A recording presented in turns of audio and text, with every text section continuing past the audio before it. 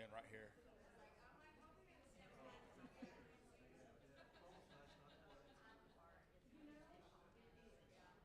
This work?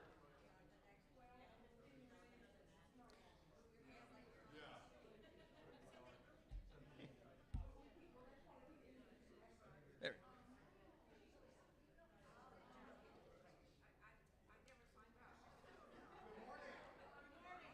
We will start shortly. As many of you know, there's a bad wreck on Highway 6 that's causing a little bit of traffic and delay. So to give people enough time to get here, we'll start a couple minutes late, but we'll get started shortly.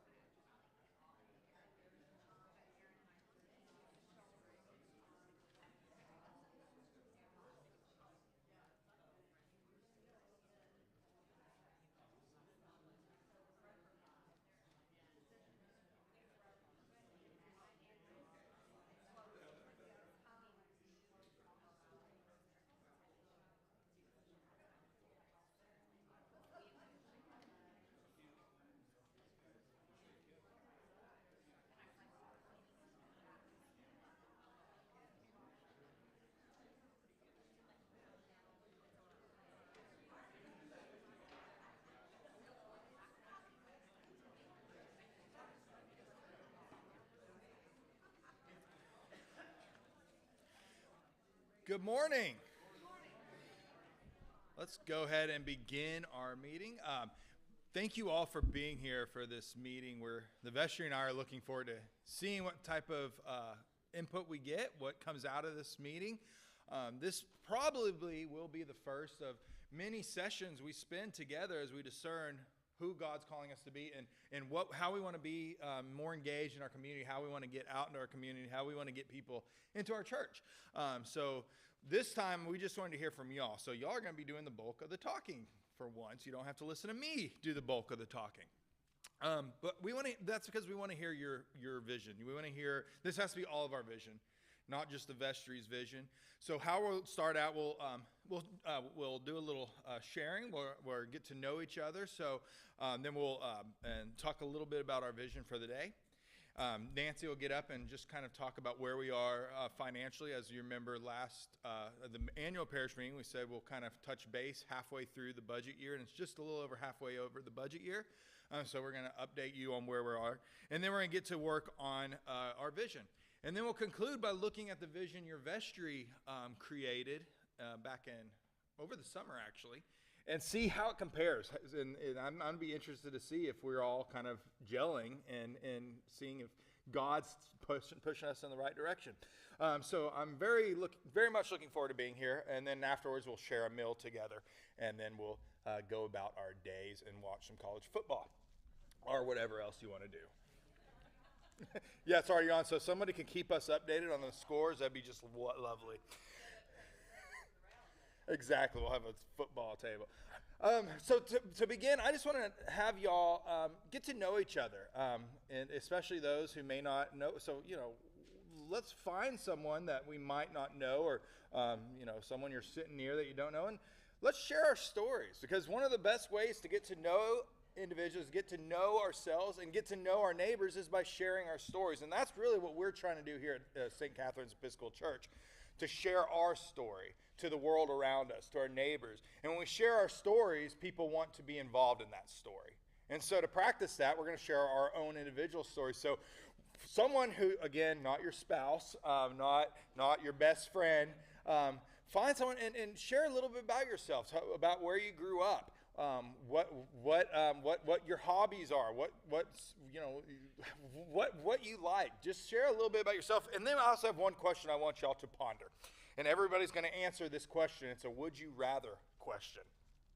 So let's listen. This is a really good one. Would you rather be present at the Last Supper or the Sermon on the Mount? Ooh. So we'll spend about 15 minutes tops, probably, actually. So let's share. Let's get to know each other, and we'll come back together and get to work.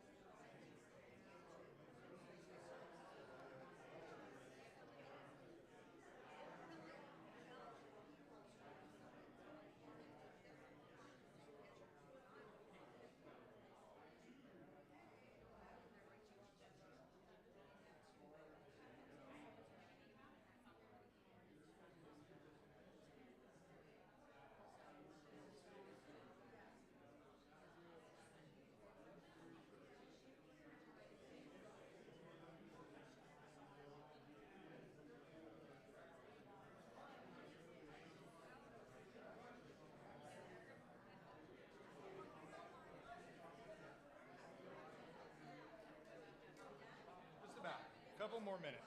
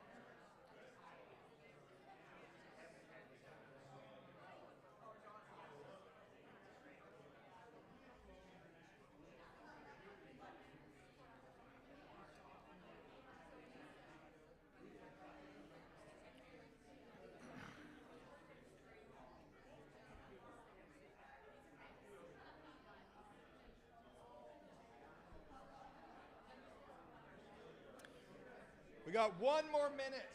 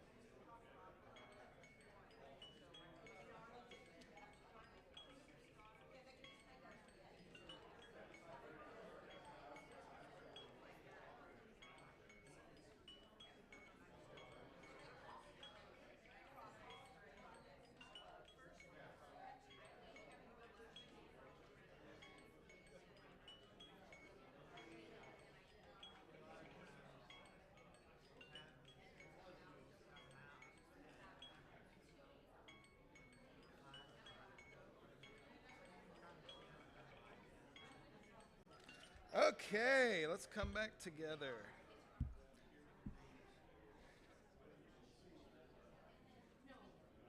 Okay. So, how did that go?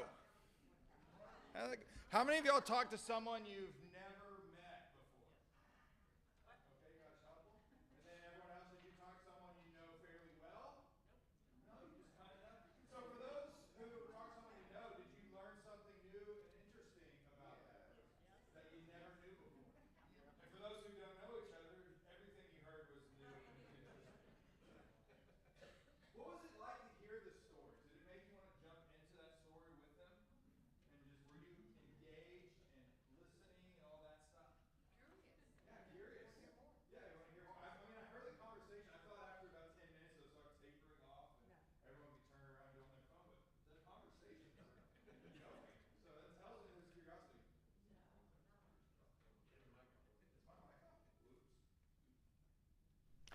Thank you.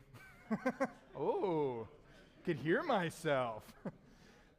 So how about telling your stories? What was it like telling your story?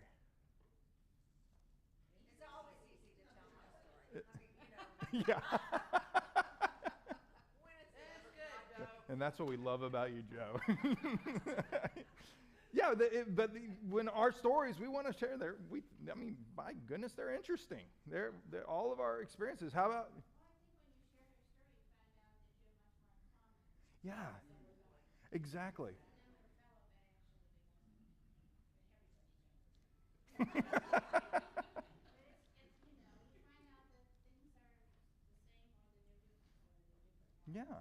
So there's that commonality even amongst age groups or demographics or even cultures. A lot of us are from we're born in different areas of the world, yet there's still a commonality, right? Did we hear that as well?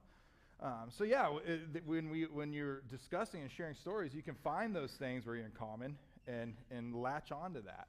Any others?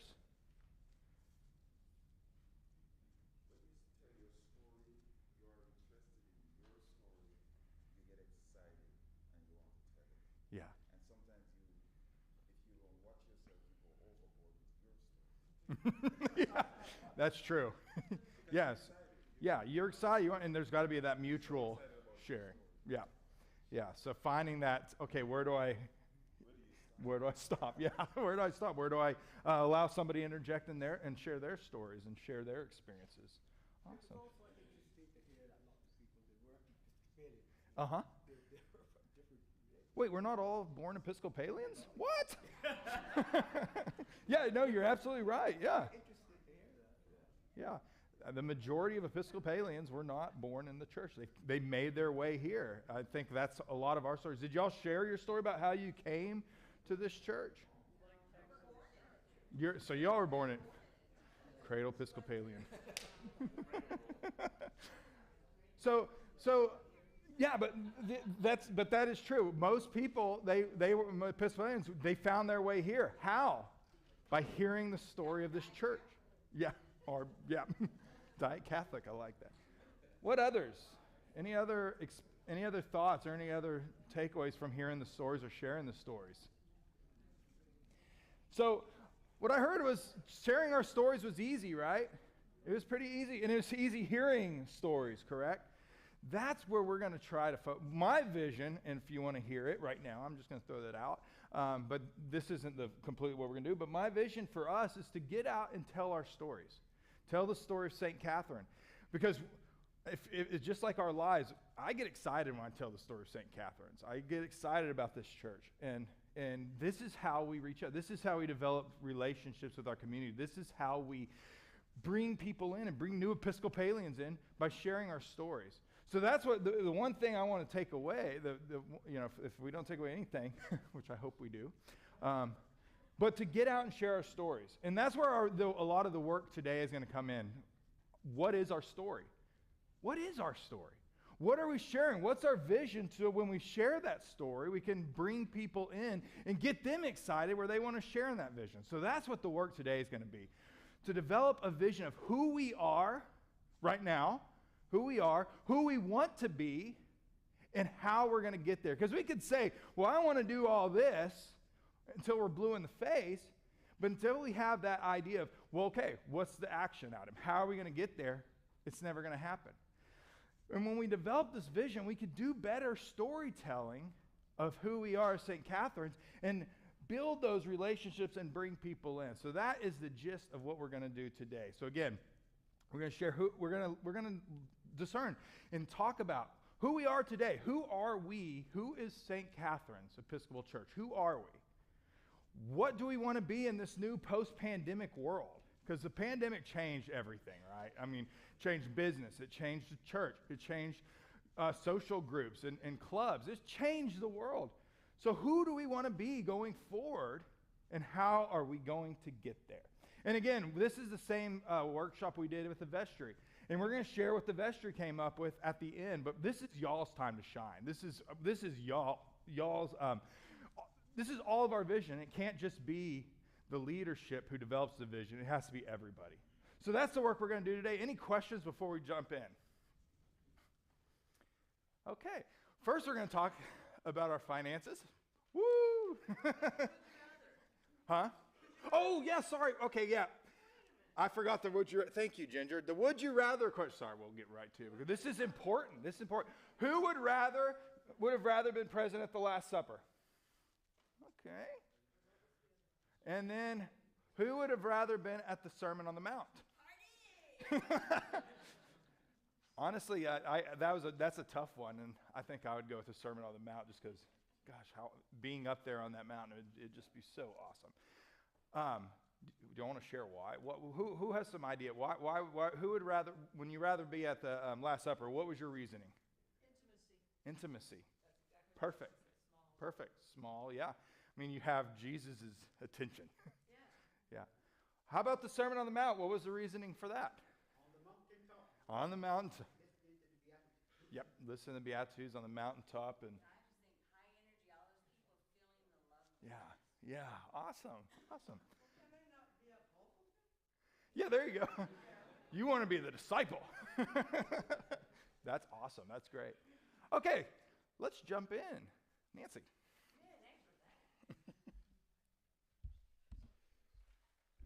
Here, I'll give you. Okay. I was wondering if I was going to have one of those things to put on or not. Did everybody get one of these? Okay, I was going to say if you didn't, there's a stack of them on the back. And I was trying to think of how to start with this. So first thing I'm going to do is, we started the budget last year, and we knew it was a growth budget. We knew it was going to be a challenging budget. But we wanted to start some programs. And so, yes, sir. Can you start off by saying who you are and what your role is? Okay. I don't know you. Okay. I heard your name, but I'm just going back to... Thank you. I appreciate that. I'm Nancy Brock, and I'm the treasurer for St. Catherine. In my past, I was a hospital CFO, and so the financial side, they decided to take advantage of that and use me for the church's finances. And my role is whatever anybody wants me to do, pretty much. And that can change on a weekly basis. Oh, you're welcome. And please do ask questions, because I get on a roll and just start talking, and here we go. But anyway, the budget for last year, we knew it was growth, and we wanted to start our programs again. I mean, with COVID, the church, like almost every restaurant, churches, it basically had to shut down. We couldn't meet in person. We did online. Yay, online. It's one of the good things that developed from COVID.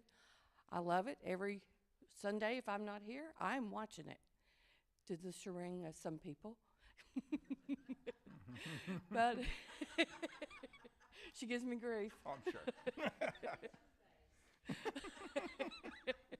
But anyways, what we ended up as a church deciding is what priorities would be. And so this past year, we prioritized the children's ministry, the youth ministry, and the music ministry.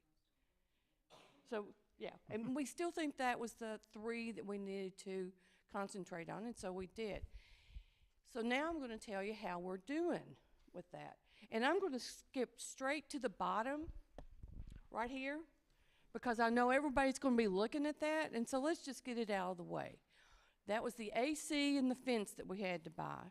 And we did get money at the $18,795 that you all generously donated to help with the cost there. But that's not the issue. That money, is why we have savings accounts, and we used our savings for some of that. So, it's like if I buy an air conditioner, it's coming out of savings. I don't have that money hanging around, and so the church was the same way. So let's look at the operations. Let's concentrate on how we're doing and what we're doing. What I would like for you to note is this is the offering revenue. We've got $203,000 year to date compared to our budget of $185,000. So we're doing better than budget. But let me continue.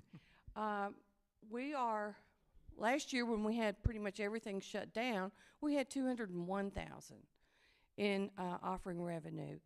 And so we're $1,300 better than the previous year. And then I'm going to bring that up again a little bit later. In our school rent, the school continued operations in June and July. They don't normally do that. They were operating at a lesser degree, so they were paying us half rent. So that's why we're $8,000 to the good in rent, because the school was utilizing it. So yay that, we have been needing that money. And we were able to continue providing a space for the school, and they, I think, really enjoyed keeping the programs open during the summer. And then the rest of this is the gala. The gala, we have just now started gathering monies for that. So there's none year to date showing in August. That started in September. But what I want you to notice is this is $14,000, but if you reduce the international trip, which we don't do every year, that's the trip to Costa Rica, we're at $6,700, better than we were a year ago. I want to concentrate on prior year. But also note that 8,000 of that was the school rent. So when you look at some of the other things, like our mission, altar flowers, we're actually a little bit less than we were in the prior year. So let's go to our expenses. What you will notice is our biggest expense is compensation. That is for the people who work for the church. That's our, it includes our parish administrator, our priest, the church ministries, as in children, youth, and music, as well as our housekeeper. So we have minimal staffing. Oh, there's a bookkeeper too. Bookkeeper. Yay, bookkeeper. Yeah, and nursery. And nursery. But I mean, but the Webmaster. nursery is small. Yeah. It's only during the period of time when we have church. But that is the largest part of our expenses. The next area is other. It's utilities. It's property insurance. And yeah, our property insurance went up this year just like everybody else's did. Not good, but that's the fact of life. So when you look at our total expenditures, well, let's go ahead and put the crump loan in there too. Let's go ahead and add that in. The crump loan is a very well-structured loan. I mean, I wish everybody could get these kind of loans. It's a 2% loan. It's a simple interest. You can't get those kind of loans. And we pay the same $25,000 per plus interest each year until we pay it off. And we owe about $190,000 on it. So this is something we pay, and it doesn't show on our income statement because a principal payment does not show on your income statement. So I'm showing it just because it's a cash flow thing that we are paying. The thing I want us to look at is our expenses are $292,000 in the current year, and they were $260,000 in the past year. So that's $30,000 more in expenses when we actually only had $6,000 more in revenues. So what we are running right now is a deficit of cash flow of about $22,000. Now, we had hoped to grow, and this is where we're going to be talking, and I'm going to lead this back to you. We need growth. We need growth to support our ministries. We need to talk to people about who we are, get them in here, because I think once they're in here, they stay. I know, and I'm going to use just a little testimony. I was at Chase Bank. Most of you all know we're changing banks. That's fun. But anyway, as I was in there, one of the things I was asking them to do, the lady I was working with had never done it before. And so she got her boss to come in. And so the two of them are talking to me. And they go, well, you know, what's an Episcopal church stand for? And I'm like, What an interesting question to ask me as I'm setting up bank accounts and debit cards. But you know, it was exciting to say what we were standing for, what we need, what we look for in people. You know, do you love Jesus? Would you like to love Jesus? Come on, type of thing. And you know what? They were really interested. I don't know. They were like, now, where are you again? Maybe we'll see them on Sunday. And, you know, you just never know when Yeah. when it might open up. And we need to do that with some of our neighbors, our friends, just to let them know that, hey, we got this going on. Yeah. We're pretty open. You know, if you want to learn more about us, come on and join us. Yeah. Now, that said, has anybody got any questions about what I presented here? Are we ready for our vision? On Yep. the insurance, we're inside the levee, the protective levee, right? So we have flood insurance on the property, on the building? We do not. We have our insurance through the Episcopal diocese, and we do not have a separate flood policy. So I honestly don't know if the diocese has us with flood. To my knowledge, I don't remember seeing that. Yeah, I don't think so. I know they've got a pretty, depends on the incident or the occurrence, but they do have a pretty hefty premium that you have to come up with in order to be able to take advantage of the flood insurance. Well, flood insurance is typically Fire insurance Yeah. or water damage or I haven't seen, got a large deductible. because flood is a federal policy. I do not know if the diocese has, but we are going through the diocese. Yeah, Wait a that'd be minute. good. Roger Wait a minute. I might got Junior Warden out here. Let me go give him the mic.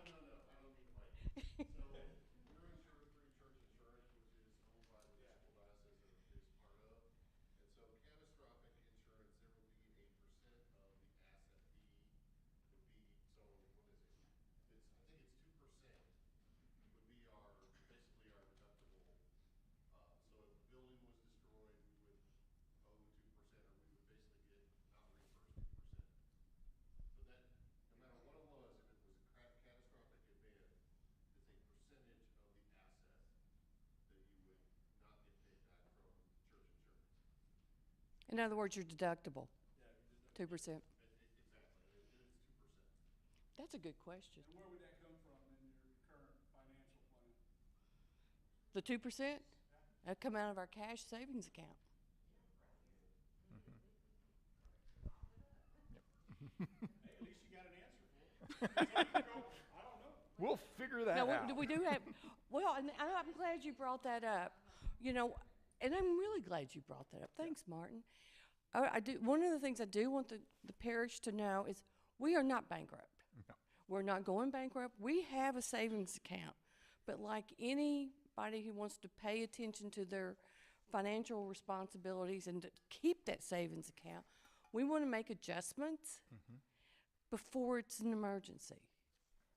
We want to make adjustments into what we're doing before we have to cash in a CD. Yeah. But we can. If we have that 2%, we can cash a CD or two or three, Yeah. because we have several. Yeah. And that's what those are for that a rainy day where it's absolutely necessary. So And with wanna all of avoid that. those, there's around 200,000 in total savings. So we're not bankrupt. Yeah. Thanks be to God. exactly. Yeah. Thank, But we wanna we be do good on stewards. happy days, we save money and we're, But but we want to be good stewards of that as well, and not tap into it. we do want to be good stewards. And in what we've done with COVID, we had the PPE loans that we were able to get and not have to pay back, which covered the salaries of the people that we kept on board and some of the other expenses during COVID, which kept us from losing a great deal of money. And thank you, federal government, for doing these loans to help us and other companies throughout the United States stay on their feet and have a little nest egg, if you will, so we can build back up. Yeah. Yay that. Any other questions? Do we have any, the front loan, do you pay for the front loan? We pay in June $25,000 plus the interest. This year it was a payment, I can't even remember. It was like $29,000 with including the interest that we paid. Crumpler. Mm-hmm. Okay. I'm done. Thank you. I don't know what Thank you.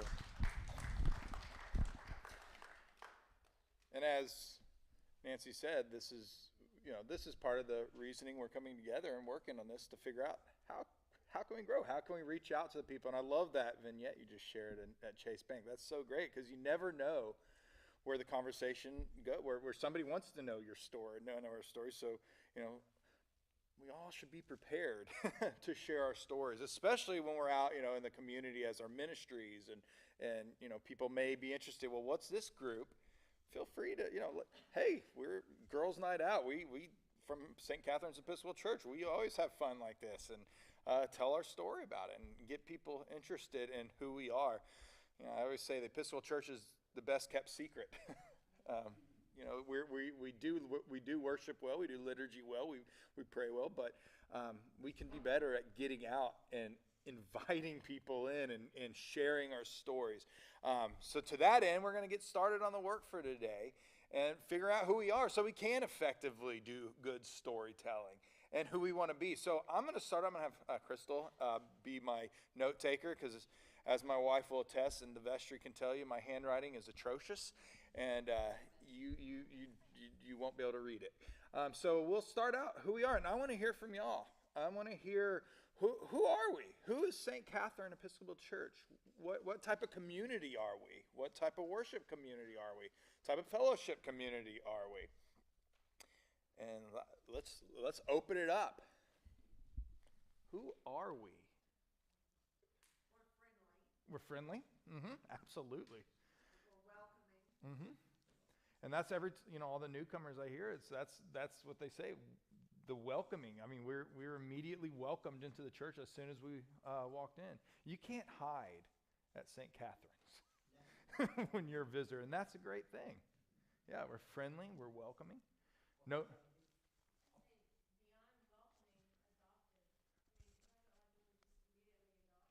Adoptive, yeah. So you're immediately brought in to. You're acclimated, adopted. You're brought in, and for y'all's instance, y'all are taken. You did ministry, jumped into ministry within a few months of getting confirmed. So yeah, we find work for you. Yeah, well, just hospitality. Yep, we eat together. We spend time together. We and that kind of goes with welcoming. We do that well. Diverse, yes. We're we represent our county. We live in one of the most diverse counties in America, and we truly, if you look in our church, we are diverse, and that's something to celebrate. Because a lot of churches, especially Episcopal churches, it's not as diverse. So we are a diverse community of cultures, of backgrounds, experiences, religious backgrounds, ages, yes, yeah. So very diverse, awesome. Huh? Traditional? Yep.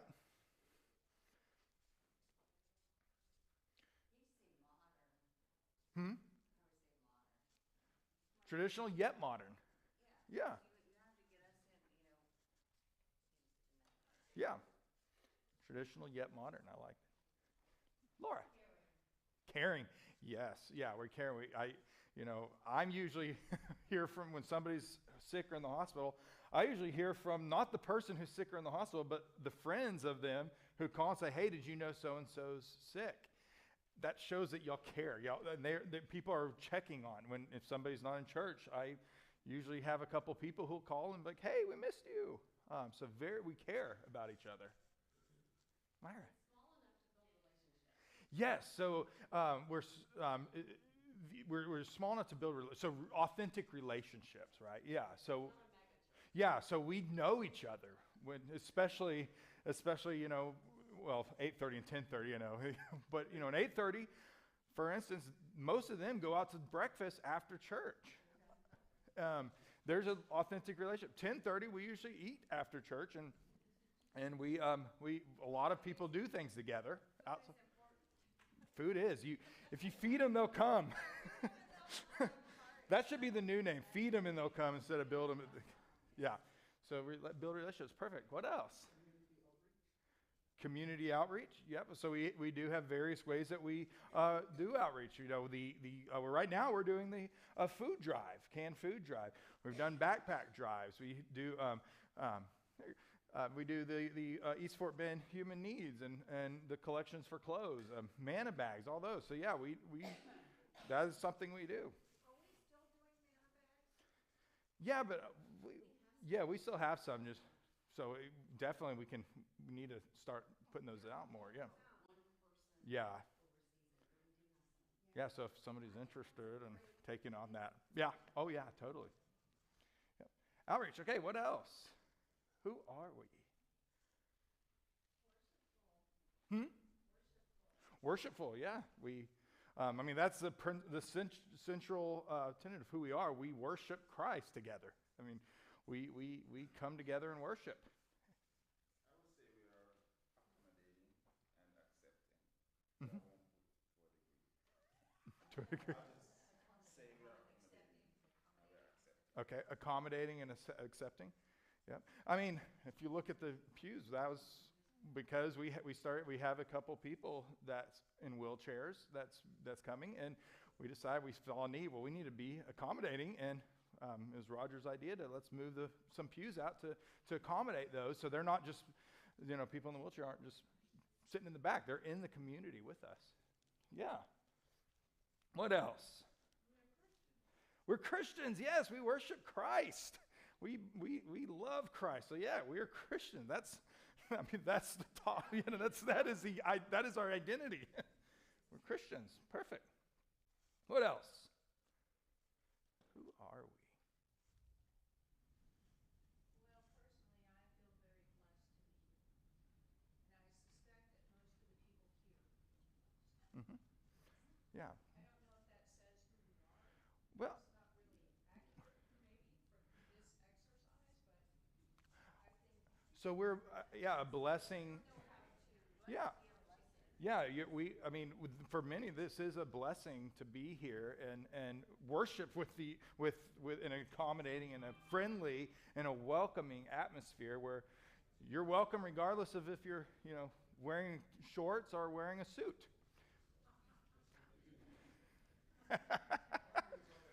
Because you always wear the suits. Hey, I'd wear shorts too. Perfect. Who else are we? Do what? Yeah, we do pajama services. What's the some jargon? Yes, we like to have fun.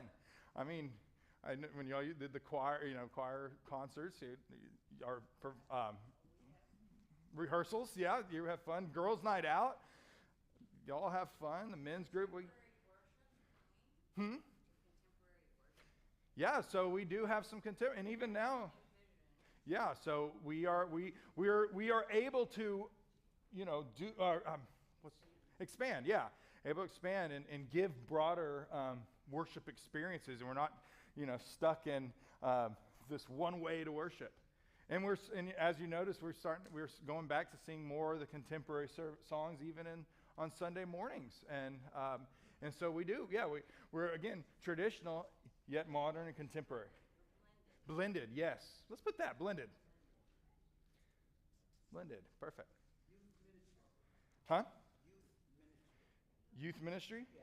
Speak to that. We have Yeah. Okay. it's going well. Yeah. Yeah, youth. When the children, we're starting to build. We're getting this foundation going for future children and youth. Yeah. Non-judgmental. Yeah, that's a good one. Yeah. If it. Huh? Risk taker. Speak to that. We try new things. Rosalie told me that whenever the gala started, we didn't know if it would be a success, Yeah. but here we go. Yeah. We don't take failure. The risk of failure doesn't stop us from trying, right? So open to change? open to change, open to newness, open to taking risks and stepping out of our comfort zones and trying something. I like that. So risk takers. Huh? Dynamite VBS. Okay, that is a great one. We do have that. That's something that we want to celebrate, because we get. I mean, for the past, since I've been here, except for the COVID year and before COVID, VBS was always full. I mean, in the last couple of years, we've been full again, and kids look forward to coming to VBS, and that's a great tool we have at our expense to introduce ourselves as a parish to people who've never been here or only come on VBS weeks. In fact, we got some of our VBS kids who came on Easter Sunday. So yeah, VBS. Yeah, let's put VBS. Yeah. Exactly. How many of y'all help out for VBS? Because we have a lot of people who come and offer their time and efforts to VBS, but this is where we really can shine, and we all can come together and show off the church and show off who we are as a worship community, and help introduce ourselves. Jane. Preschool, yes, we have a top-notch quality preschool. We do, and you know, we're well known in Sienna, our preschool, and it's very rarely does anybody have something bad to say at the school. And that's another tool we have. Now, you know, of course, preschools don't immediately bring tons of people into your church, but it brings some. You know, there's a tool there that we can introduce, and that's, actually, I'm going to get ahead. I want us to think about the preschool for a little bit when we start thinking about who we want to be and how we can use the preschool to our benefit. What else? We got a lot. Laura.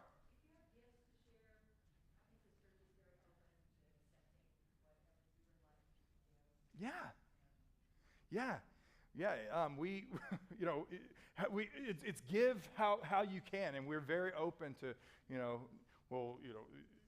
to give, for the people to give what they want or can give. Yeah. Yeah. Do what? I never knew a junior warden that turned down help, but he gives you have to help him. Yeah. Yeah, he sure will. He sure will. Okay, what else? Are there any others that we need to put on? We're filling this thing up. Okay, so let's go over this real quick. So, who we are, we're friendly. Yes, thank you. We have good music, and Henry is really developing with our lessons and carols. And this year we're gonna. Have you shared yet, or?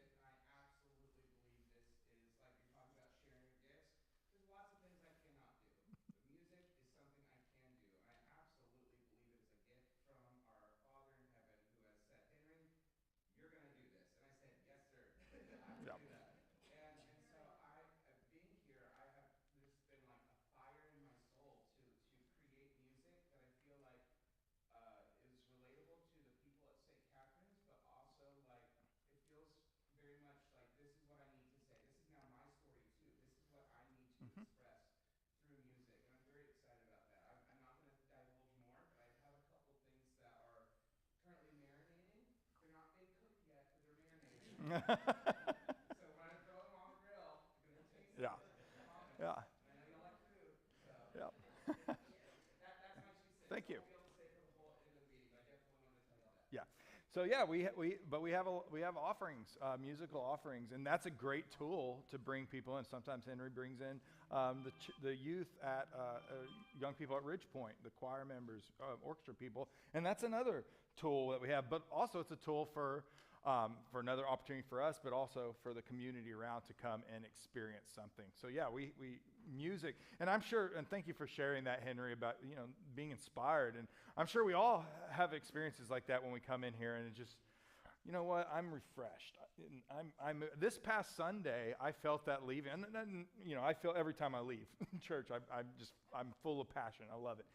This past Sunday, I had shivers going down my spine, especially at the end of the 10:30 with how, with the music and the songs. And I left, and I told the vestry, somebody could have cut me off on Sienna Parkway, and I wouldn't have, I'd been okay with it, because I just left. It was such a, like the hearing the people, there's some spirit in the hallelujah, hallelujah, hallelujah. And I almost wept, but it was awesome. So yeah, I'm sure we all have that experience when we leave, and it's like, man, I'm just so inspired. I'm ready to go. It was my first time on the choir at 10:30. Oh yeah. And the experience, I sat there and Senior Henry here started preamble to that. Mm-hmm. And it was I felt so good. One experience I have to share is that when you sit up there and the music starts, it's like nobody's down here. Yeah. It's like you are up there and Yeah. you just focus. I was like, okay, it was a good experience. And because of that, I am officially going to be here every 10:30. Woohoo! Love it. Thank you. Well, see you later, Ian. Yeah. We are so blessed to have you. Yeah. It's a true gift. Yeah. But we need to recognize that Ginger is the one who got us in. Yeah. Yeah. Thank you, Jen. Her knowing Henry. Yep. Yep. Thank you. Okay. Any others on who we are before we move to Bible? Yep. We do. And wine tasting. Yes. Again, we like to have fun, but we also are scriptural based. Do what?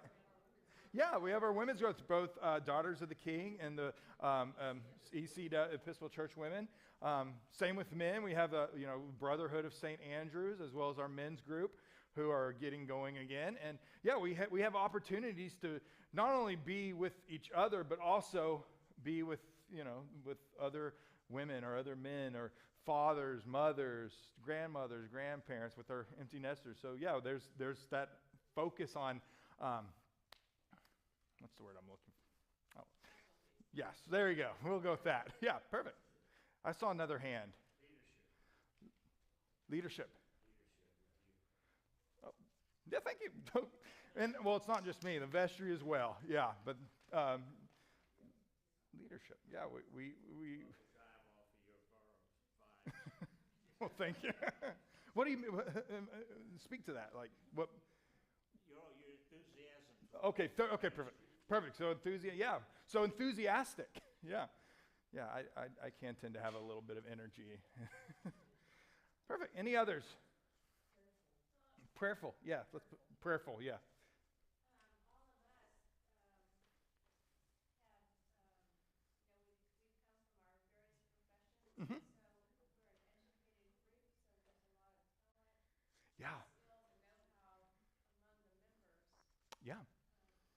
And that they can lend that to the church. Yeah. I mean, taking point Nancy, she just shared that she was a CFO. Do it. Yeah, resourceful, gifted. We have the gifts, and so you have this experience from your career, and you're bringing that into the church and offering that gift. The same, we have teachers who are educators, and they offer that in ways, VBS or Sunday school or however. And and then of course Roger is just the everything happened. Yeah, he fixes everything, but a lot of it he uses some of his connections in his business world. And so we offer these gifts for the church because we want to give. And that's another thing. We are a giving church. We during COVID, our giving did not drop off. People, y'all give. You give both resources, you give time. A lot of us give our talents, and that's something to celebrate as well. And that's why we need more of us like y'all to come in and give. Any others? I keep thinking we're like, okay, we're done. Then we keep going. This is quite a list of this is a great identity, something we can latch onto, something we celebrate. We are friendly. We're welcoming. When somebody comes in, we adopt them. They're part of the family, and they show up twice. I'm going to ask them to run for vestry.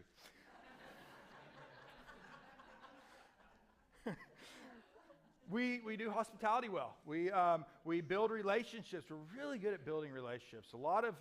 Again, there's a lot of people here who are truly good friends, and some are best friends. Outreach. We reach out to the community, to those in need. We actively look for ways we can give back. Especially, for instance, the youth went to Lunches of Love, and I think the entire youth group made it out there, and pretty much, and then and offered a Saturday morning, 9 a.m. Yeah, we met up here at, I think, 8:30. Yeah, so about noon. I have three youth kids now. Oh my goodness, 3 youth kids now, and I'm telling you, getting them up at 8:30 to do something is hard, and they were out the door ready to go. So even our youth is passionate about outreach. Accommodating, we are accommodating. We worship Christ. We are Christians, so that's good. Check off that box.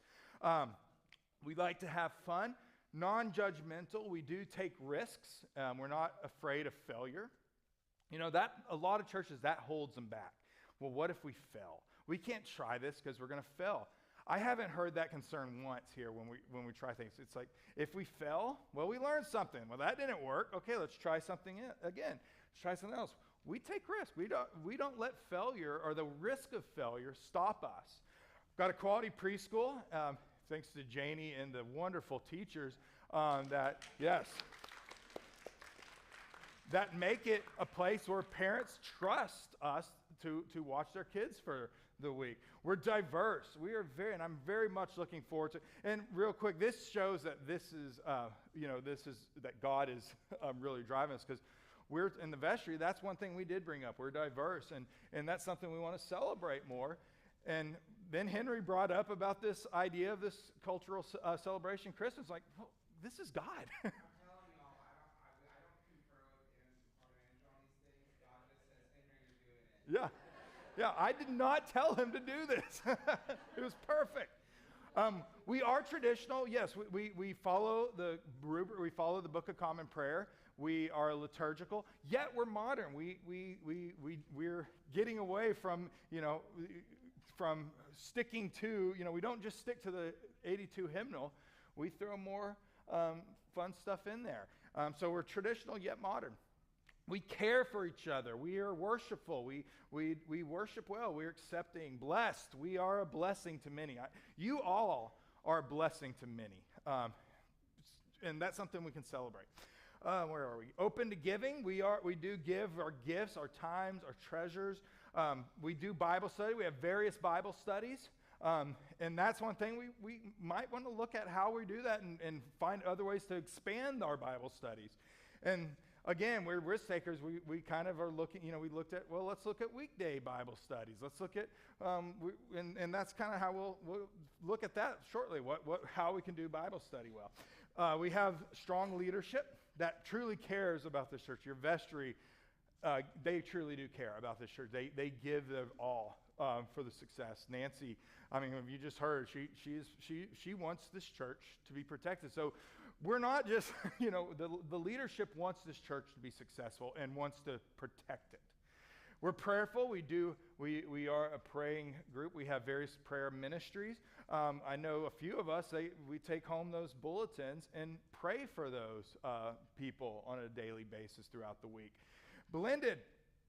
Okay, remind me, who said that? What is Blended? Yes, that's right. Okay, so kind of back to that traditional, yes, thank you, traditional yet modern. We're open to change. Again, we are risk takers.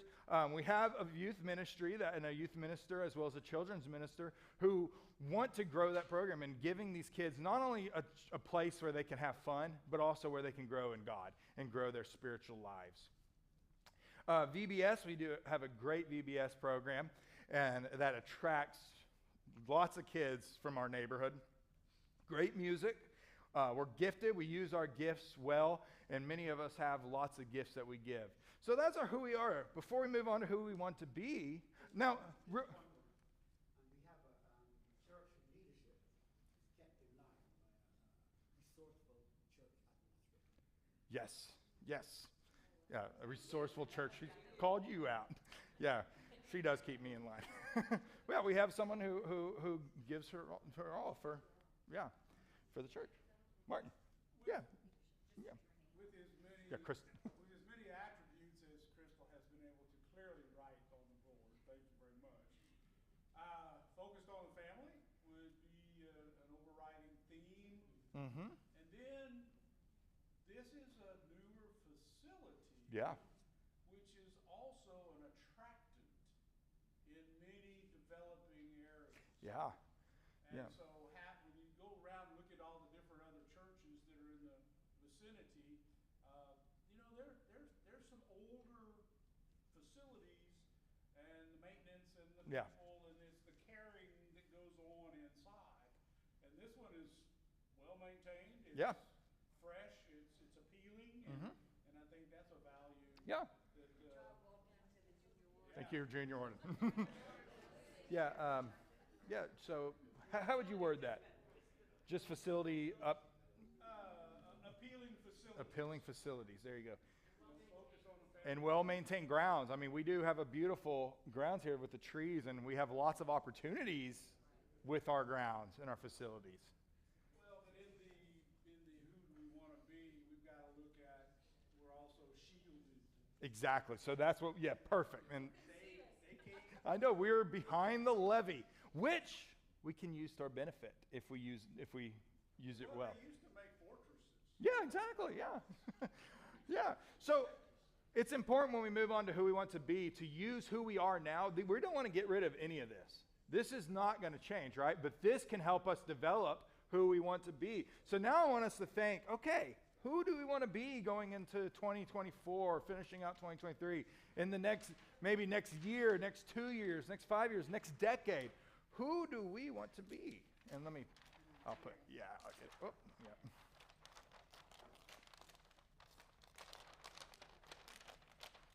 Okay, I'll go hang this on the wall.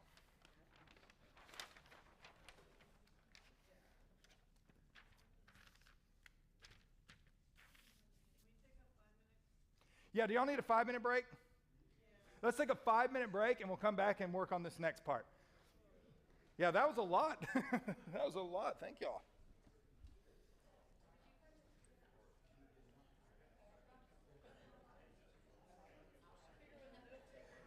Do what? Yeah, just put Crystal. Yeah, we got a good administrator. Yeah. Two words that we need to put up there is like passionate and enthusiastic.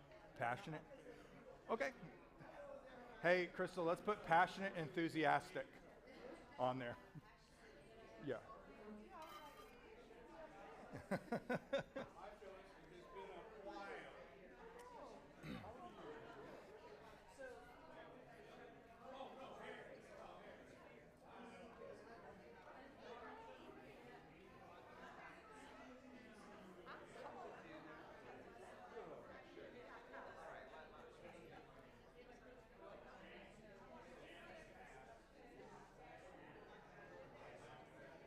Yeah.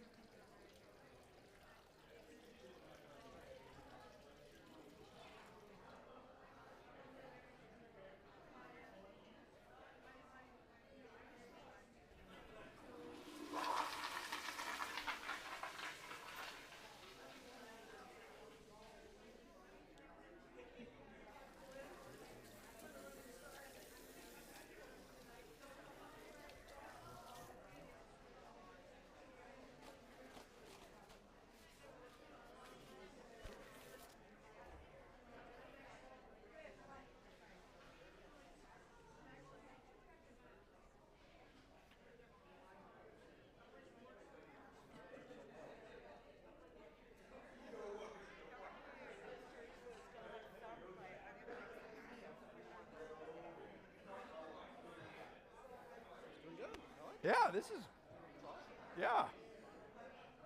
Wasn't sure, although I was figured with who we are, we're going to get a lot of, but, yeah, I'm looking, yes, yeah. Yeah, and I'm looking forward to seeing what comes next.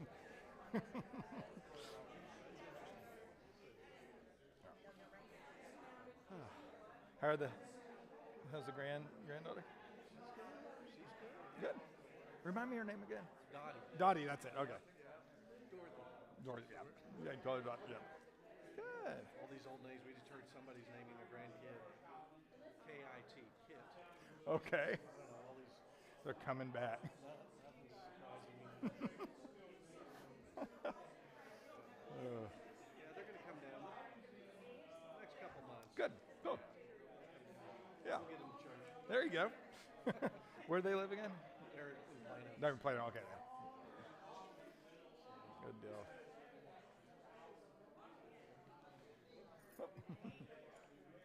Hey.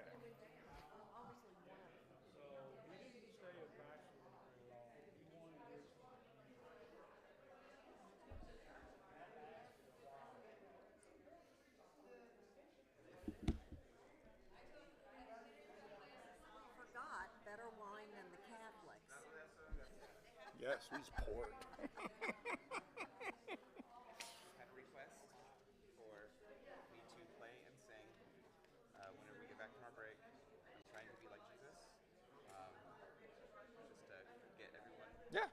Or is that okay? Yeah. And then Why don't you play like a minute, just start it, and then bring people in? And then I'm going to have to leave after that. Perfect, that works. Okay. I don't know if you need to put this into the who we want to be section, but as far as what my goals are. Who do we want to be? Yeah, that's fine.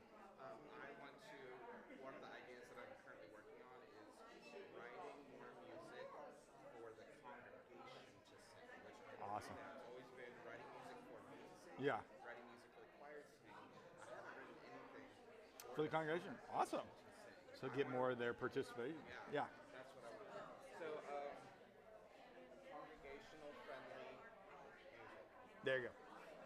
But, I don't like Yeah. compositions. Yeah. I don't know what I'm writing now. Well, and even I think some of you're doing that with some of the closing hymns. Yeah, it's more stuff. Okay, this one. It's We can, essentially more of that. yeah, which is I'm hearing more singing. Very limited on how many are very like kind Yeah. of hymns. I'm like, well, let me just write some more. Yeah, perfect.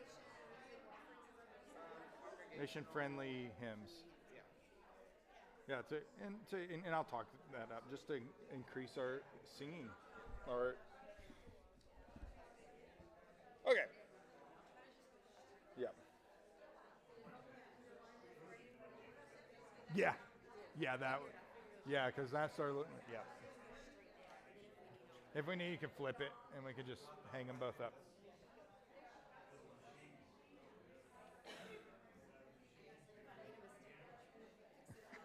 Yeah. I know that. Yeah.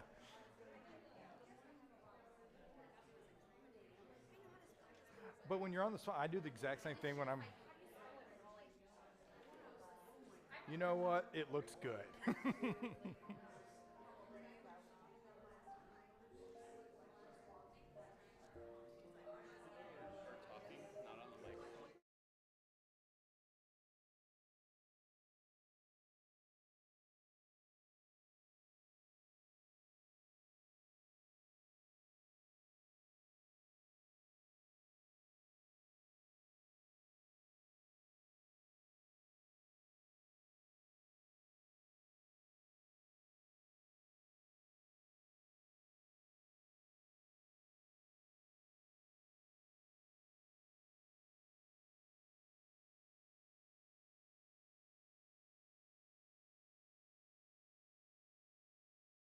Back to our seats and we'll get started. But, come on. Hello, check. Okay. And as we're coming back in and getting started, Henry is going to play a song for us. Exactly.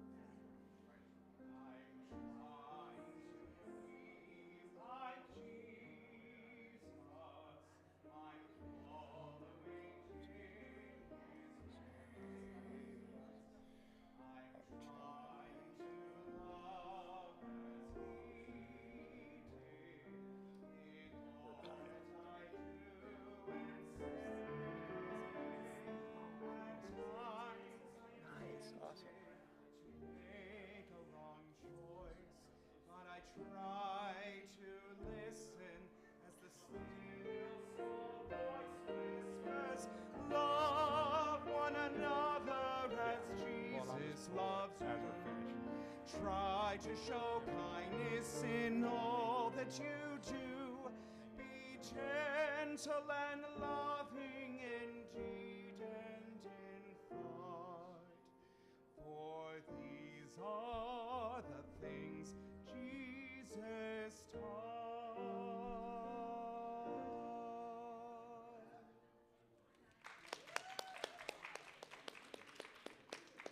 Thank you, Henry. Okay, let's get started. Let's get back. Yes, absolutely. Okay, for the next step, we looked at who we are. Now we want to see, well, who do we want to be going forward? So I want to think about some of these, but there may be something that's not on here that we think we need to put on there and who we need to become. So maybe it's something on here that okay, well, let's flesh this out and maybe figure it out. Or I don't see a certain aspect of who we want to be on here. Let's add it. So I want to hear from y'all. Who do we want to be? Who do we want to be going forward? Yeah, be like Jesus. Yeah, be Christ-centered. Yeah, see, yeah. So not just coming, but seeking out Christ and the people. Known in the community. Yeah, engaged. Known so people know who we are. Yeah, beyond just, well, aren't y'all that one with the steeple behind the? Yeah, Ian. Huh? Realistic. Speak to that. Huh? No. What do you mean by realistic? In our endeavors, whatever we do, we have to be more on the real side. I see. Yeah. So we have these grand visions, grand ideas, but sometimes, we don't, yes, we are risk takers, but sometimes we don't have the means to do so. And so understand that, to work within our means. There you go. So real quick, I want to share what he had to step out, but he wanted something on there and something he's trying to do, but he wants to have more congregational friendly hymns so we could get more of y'all's voices in the singing. And that's, again, why I left on such a high note. We sang Shine, Jesus, Shine, which it's not my favorite song, but after last Sunday, it is my favorite. So I love that. It was so awesome. But pretty much the entire congregation was singing it. It was so great. So congregational friendly hymns. Can I tell a story about, because I go to another Episcopal church when I live in Massachusetts. And so our ending song, our recessional song in Massachusetts recently was Seek Ye First.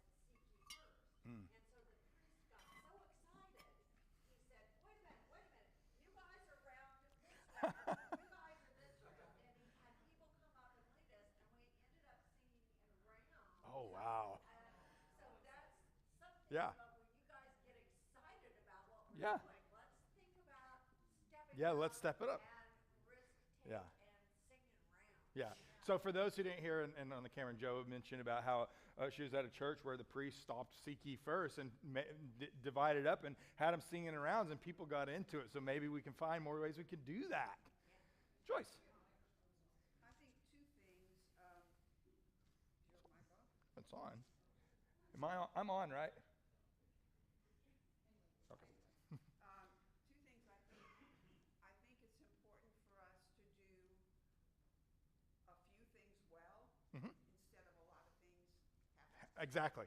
So kind of like the realistic, yeah. And I think that's really important because we are a small congregation. And not to say we shouldn't try new things, but I do think we have to maintain that perspective. Exactly. The other thing is, if you want to grow, in my opinion, you want to grow this congregation, you have to consider your community and your audience.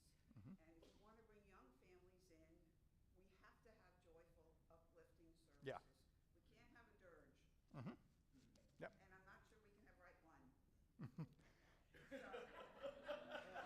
I'm dead serious. I'm not trying to be disparaging, but I think you need to consider your audience. Yeah. Well, yeah. And congregation friend, yeah. So we need to be joyful, but also we need to do things well. Do a few of those things well. Yeah, quality over quantity. There you go. But yeah, she's saying like right one has that longer, different language. Yeah. Whatever, that it's not as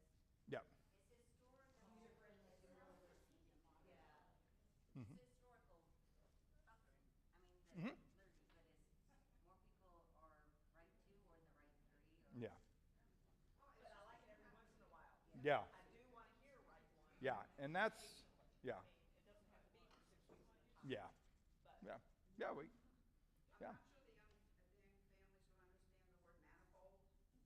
yeah, You know, so it's really something to consider. okay. But you can't just knock it Yeah, that's something we, completely off just because you think family, because some of us do like it. yeah, and that's the thing. There is a give or take in these type of situations, and with our and again, we are a prayer book church, and we have a vast prayer book, and there's a lot of experiences, and then there are people who can't stand it, and yeah, there are some people who just like, oh my gosh, I don't want to hear these thous and the manifold sins and wickedness, and but our innumerable benefits procured unto us by the same. But there's some who it speaks to them, it reminds them of their childhood. So, but there is that give or take. Maybe not 6 weeks. Yeah, flexible. Flexible. Maybe an option would be to use Right One. I'm not saying more often, but use it at 8:30. Those of you who love it. Mm-hmm. And that's Don't bring it to 8:30. not forever. Yeah. I'm not saying they were Yeah. 8:30 with Right One, because I would. Yeah. No, no. I think that's part of our identity is we share the service. Families are going to come to the later service. Yeah. So if you back off a little on the frequency of Right One at the 10:30 Mhm. service, you could still offer it periodically Yeah. earlier. Megan. But we have to get them here first, right? Do what? We have to get these people here first. So we've talked about how we're like welcoming and Yeah. friendly Hold on. when people get here. Uh-huh. But I think that's like the focus, like you're talking about. We also need to be inviting because none of these things matter unless we're bringing people. Exactly. So inviting. We got to be inviting. Because yeah, if we're not inviting or not bringing people in, they're not gonna come. Again, we are over the levee. Yeah. And to that point, I think all Episcopalians, certainly in Nancy's case, need to be more comfortable in summing up who we are, Catholic-wise. I mean, just, I'm not, just comfortable with that. Yeah. Even Like if we need to teach it or like teach share it. some phrasing. Well, Mhm. how would we sum it up? Yeah. How would you introduce somebody to it? Yeah, we're outgoing and all this and that, but really, what do we stand for? Yeah. And make sure we understand that Yeah. as a group. So we need to understand our stories. Yeah. Our elevator pitch. Your elevator pitch. Yeah. The So, doorknob. yeah. So understand our stories so we can make that introduction, make that introduction well. Liturgically, what would you want to share? Yeah. Yeah. Yeah, liturgically, also community, what kind of community we are, and that goes along with that. Is it 2 or 3 sentence thing? Yeah. You Yeah. wanna go, well, let me Yeah. share. Yeah, let's perfect. So understand our story so we can communicate that better and give that pitch. We should also live our lives by example, so people can look at us and Yes. this Yeah. is a good example. So kind of about, live lives that share the gospel, that share Jesus, that show Jesus. Yeah. Show compassion to our neighbors. Yeah. To view everybody as seek and serve Christ in all persons. That's our baptismal vow, and truly do that.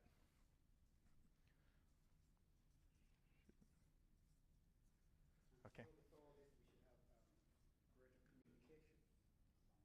Yeah. Yeah, communication. Yeah. And what do you mean by communication out? Yeah. So social media, that is one of the key ways. Yeah, online engagement, social media, Facebook, Twitter, TikTok, Instagram, all those are where the young people are. And we can do that better. we can get engaged in that. So yeah, I would say communication and social media presence. Or online presence. Apart from the social media. Mm-hmm. I remember a long time ago, right here in Sienna Plantation, you have like is it a monthly bulletin or something? Yes. A newsletter. The newsletter. You should perhaps, we used to do that, I don't know if you still Mm-hmm, we do. I don't listen to Yeah, so if you, did y'all, yeah, we're listening. We actually have the pet blessing in there with, yeah. And so, yeah, we yeah. What you could do is also put that information into Lake Olympia. Yeah, so that's another thing. We primarily look at Sienna, but we're missing out on Riverstone. We're missing out on Lake Olympia. So be more engaged with all of our community. Just across the way over in Waterbrook Mm-hmm. in Silver Ridge. We don't get any of that. Yeah. So find ways to reach out to other communities outside of just Sienna. Yeah. Perfect. Thank you. Okay, what else? Myra.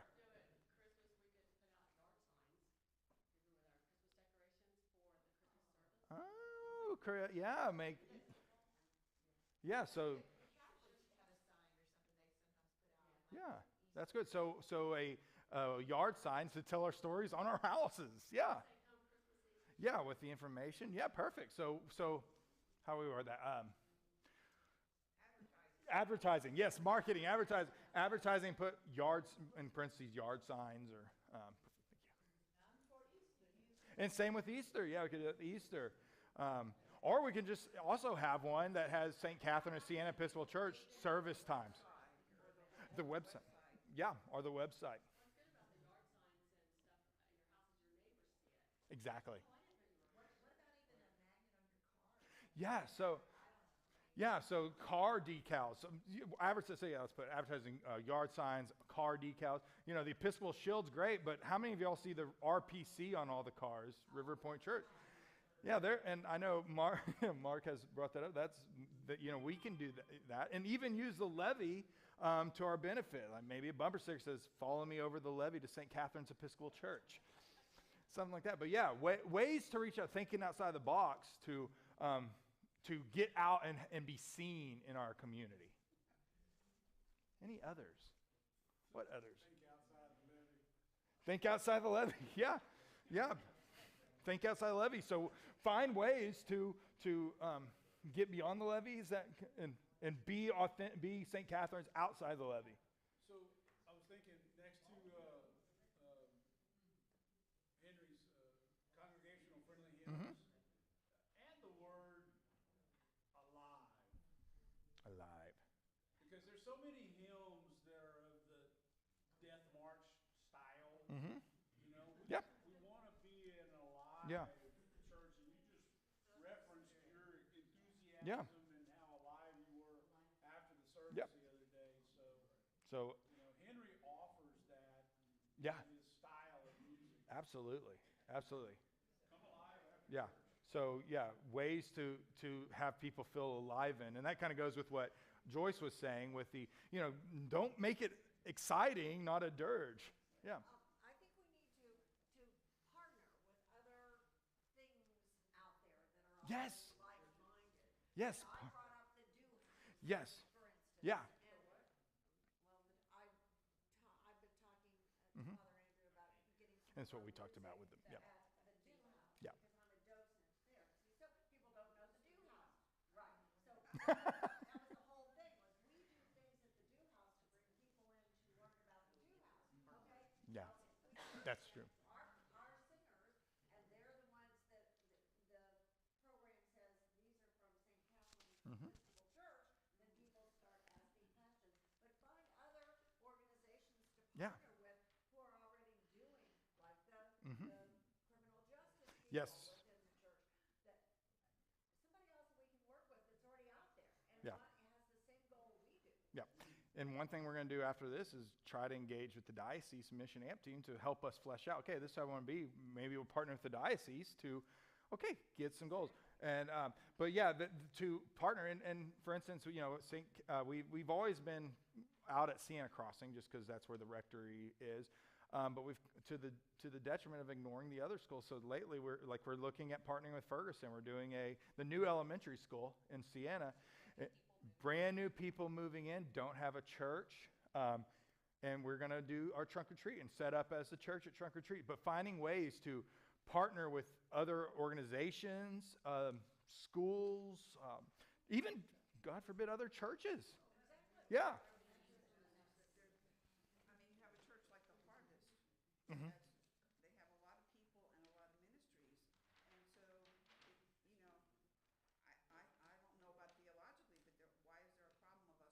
Oh, yeah. Absolutely. Like our youth partner. Yeah. Or they're, you know, they have every Wednesday. Yeah. Have that, I forget what they call it. The before the school. Yeah. What's it called, Case? Midweek. Midweek. Yeah. Yeah. So anyway, but other churches, you know, partnering with them in their community outreach program. Of course. You know, it's a We could get the youth together to do outreach. Yeah, perfect. Yeah. Even the women, maybe, get relationships with not just other places, but other churches as well. Are we doing the pumpkin festival? Yes. Again? So is that going to be in the Sienna newsletter? An email did go out, so I can't, they tell me yes, it'll be in, but I don't know until I see it. Yeah. But yeah, because I know there's deadlines to get it in. And then all the other stuff. He always comes out late, you know, Yeah. like the 12th. Yeah, he probably missed. I'll get you. And then from last year, we had so many people here, and we didn't even advertise in the newsletter. It was all social media. It was all social media. Yeah. So that's what I'm going to push again this year. Yeah. And so, real quick, just to share that. Last year, she was talking about the Fall Festival, and we're asking if it's going to be advertised. Last year, we didn't advertise it in Sienna. Everybody put it on Facebook. We shared it on the Sienna Moms group. So we had people share it there. Some shared it on their PTO groups.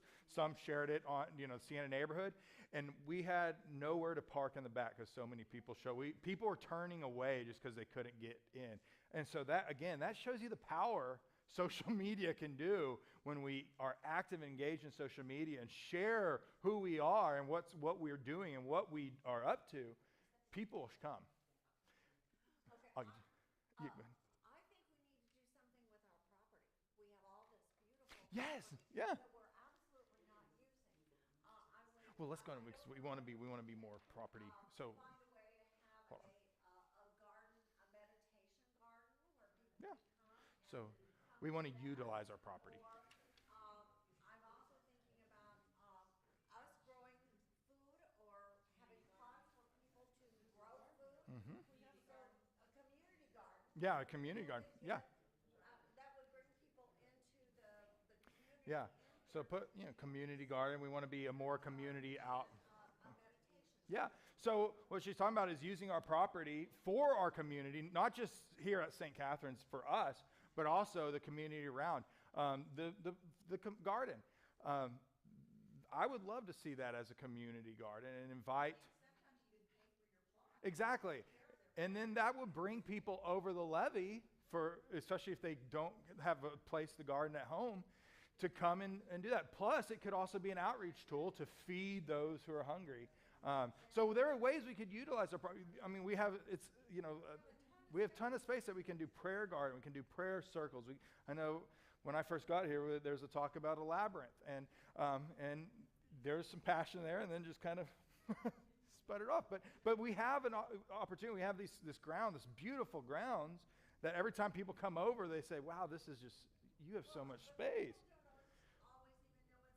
Exactly. You have to get over the levee to, yeah. And then they have to be introduced to a place to go within it. Yeah. And then they will maybe come. Exactly. So utilize our grounds. Ian, you had your hand up? Yes, I like what John said earlier about the pitch.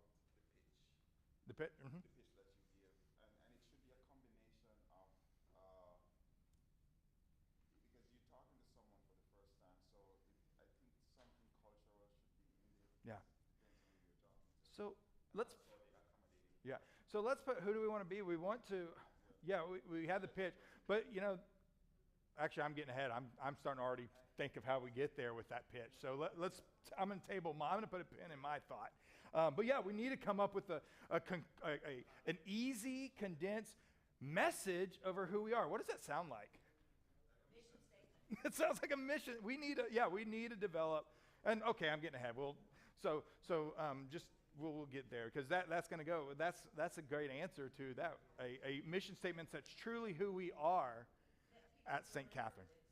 That's catchy and you latch on to. Yeah. Yeah. Exactly. Yeah. Okay. And that kind of goes with our pitch. Where was it? So we want to have let's say a good, like we want to be a A concise mission statement. Yeah, let's do that. An elevator pitch, yeah. A doorknob detail for all of us who learned pharma. Yeah.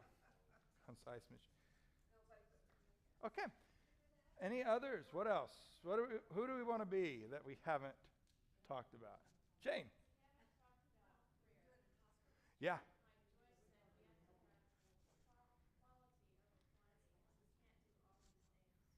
Yeah. Yeah. Yeah. Truly discerning. Yeah. Yeah. So we want to be prayerful over what God, truly prayerful and discerning over God, what God is calling us to do right now. Yeah, we want to do everything. You know, it's like, let's do everything, but what can we do? And that takes us listening to God in prayer. I would add one more thing on the prayer. I would like to see us corporately pray for our community that we're talking about. Yeah. In the prayers of the people. Church that we pray for our community. So pray for our community in worship and outside of worship, not just in worship, but add it into worship. Yeah. They are our loving focus through God. Exactly. Perfect. Yeah. Pray for our neighbors. Okay. What others? Okay. Are we ready to jump to how are we going to get there? Okay, I'm going to take this and so this definitely, we'll go down the list and we're going to come up with ideas. How can we get there? As well as what can we do now? Because again, we don't want to do everything and do it. Yeah, there you go. I'm wearing my collar, so. I mean, Jesus did say it. Yeah, but we want to do it well, and so we need to find out what can we do right now this year. Okay, so congregational friendly hymns that make us feel alive. You know, Henry's already, he mentioned he's going to start writing hymns specifically for St. Catherine's. He mentioned he wrote hymns that he sings or that he and the choir sings, but he hasn't wrote anything for the whole congregation. And I think that's what we want. We want a congregation that sings, right? That we hear your voices. Even if we can't sing, we still want to hear your voices. One of my favorite stories, I got a story to share because I always have a story. Bishop High, y'all know Bishop High, right? Former bishop of Texas. He was a bishop in Fort Worth after he retired from Texas. And when I was at my sending parish, he came to visit, and I was his chaplain. And we chanted the whole service, the Eucharistic prayer at the church. And we asked, well, do you want to chant the prayer? And he looked at it and he said, look, I will sing loud and proud, but I do not sing on my own because I cannot sing. I am awful at singing. So when I'm singing with a group, I'll sing. When I'm by myself, I won't. And I thought, well, you're just being modest, but okay, we'll just, he'll say it. I bet he can sing pretty well. Well, the opening hymn started, and I was right in front of him, and he started singing. I was like, oh, he was serious. But he sings loud and proud, even though he isn't the most gifted singer, because the music moves him to do that. And so even if we think we can't sing, or even if we truly can't sing, we still can offer that gift, and we're not judging. We're not judging, we're adopted. So we're okay with that. So when I went to Costa Rica in February, our little group was invited to parish meeting at St. Mark's. We were invited to the parish meeting at St. Mark's in Limon. And so they just wanted to meet us, and so we were just kind of huddled in the back listening. But what was really cool was, one, the vibe was kind of like this meeting, which I really love. Well, everybody's contributing. And so they basically just opened the floor. Haiti, what do you think we need to do better in our church service? And the choir director, whose name was Verity, she got up and she said, you people are not singing. We need to sing. She said, there's a difference between praising God with your song and singing to the radio. Now, you may not think you can sing, but you can praise God with your voice. And so, she just got up and just told it to them. And I loved that part because I feel like our congregation needs to hear the same thing, which is why I decided to relay the story. And I'll tell you that the next day, because that was a Saturday, Sunday morning we had church service, and she got up in the middle of I guess the announcement's probably, she's like, much better job of singing today. So, remember that when you're like, oh, but I don't sing. You're not singing. You're not singing to entertain me. You're not singing to entertain the people sitting in front of you. Maybe you want to torture them a little bit. It's okay. Because God loves a joyful voice no matter how far off key it is. Mm-hmm. Sing. Perfect. Thank you. Sing. Yep. Okay. So what other way? What other ways can we have friendly congregational hymns? I mean, that's an easy thing we can do by just throwing it in there, and I think Henry is really adding that and finding hymns that are easier to sing and so even that hymnal, there's some doozies in there, and and I think he's doing a good job of trying to stay away from those doozies. But yeah, we want to be able to hear voices. We want to offer up our voices to the glory of God. Again, it's not, as Ginger said, it's not to show off, or it's not to put on a show. It's to glorify God. And when we all are singing together, my gosh, the Spirit just enlivens the place. The next one, we have Christ-centered. What are ways we can be Christ-centered? Mm-hmm. Yeah, truly love our neighbor as ourselves. Be prayerful. I think being committed to being here. Yeah. Sunday. Because I feel like, we're all busy. We're all crazy busy in our lives. And especially families that have kids. And that's the hard part is because, we're talking about trying to get families here. But yet, how many times have I heard, well, Sunday's the only day that we don't have anything in the morning and we just want to rest. And it's hard to really, truly be Christ-centered when you're not Christ-committed. Mm-hmm. Yeah, so we start by committing ourselves. Have you ever thought of God forbid, a Saturday 5 o'clock service that maybe helps those young people get here? We haven't talked about it. They're starting with the Wednesday. Yeah, that's kind of what we were hoping with the Wednesday night. Again, I'm going to speak to my church in Massachusetts. Mm-hmm. We always had a Saturday 5 o'clock service. Mm-hmm. It has no music. It's just Yeah. you want to go and come and they check your list. Yeah. I've checked off that I at least made an appearance to talk to Outside of Sunday services. Yeah. I don't know that it has to be Saturday, and maybe the Wednesday Yeah. is fine, but I just Yeah. alternate. Yeah, alternate dates for worship. Alternate times for worship. Not alternate, other, because we don't want to change our Sunday. Additional. Yeah, put additional. There you go. You can do that. Additional services outside of Sunday morning. Additional. Steve. In my experience, the things that have gotten me to have other worship experiences, to have Bible study, prayer, and to develop myself to become more Christ-centered, those are the happen mainly at home groups. Thank you. Home groups. Let's put that. So that will knock off a whole bunch of this, and it honors who we are. So Christ-centered, when we are committed to especially when you're in a small group, be it your age group or diverse ages, it helps you come together as a community. It knocks off Bible studies because you can do Bible studies on, did I put that? Yeah, Bible studies on our home groups. You can do prayer groups. Have a home group where your focus for this day is to pray for the community, pray for the church, pray for the world, pray for whatever. Community outreach, being engaged in the community. When, we keep talking about the levee and trying to get people over here, maybe it's time to step out beyond the levee and take what we have into our community. And we can do that by home groups, inviting our neighbors. Most of us live in neighborhoods that we know our neighbors, and they can be involved in home group. And that's somewhere. Inviting. So home groups are a great way to knock off a lot of that. And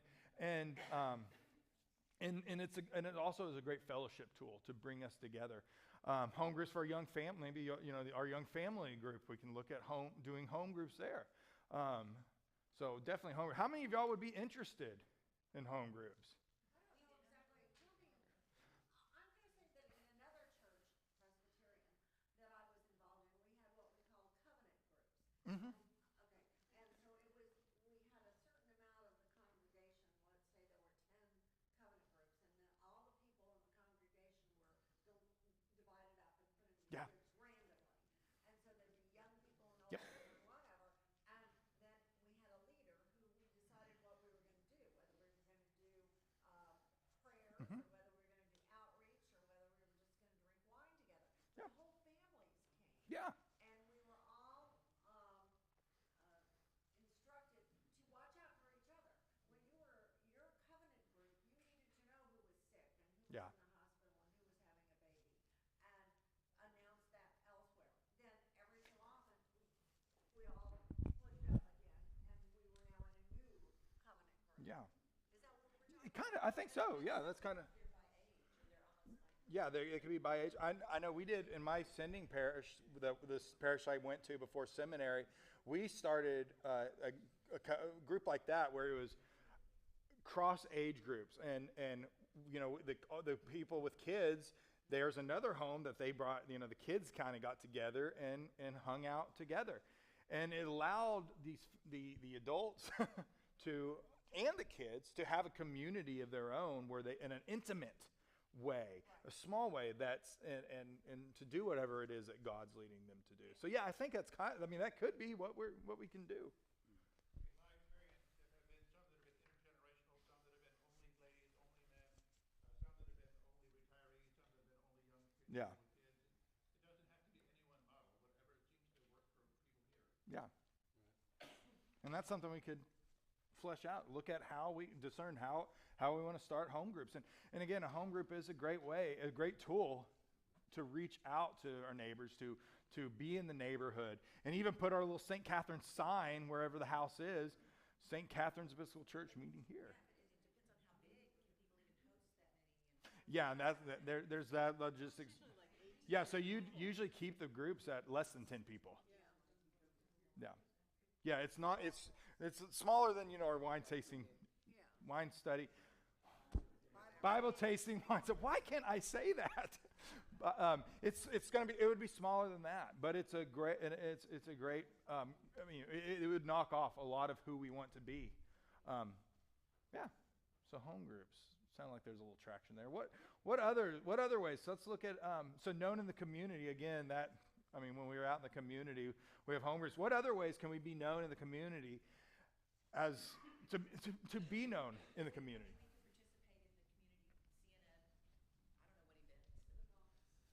Yeah. So there's a barbecue competition in Sienna. Maybe how many of y'all are barbecuer? Who cooks? We've got a few of us.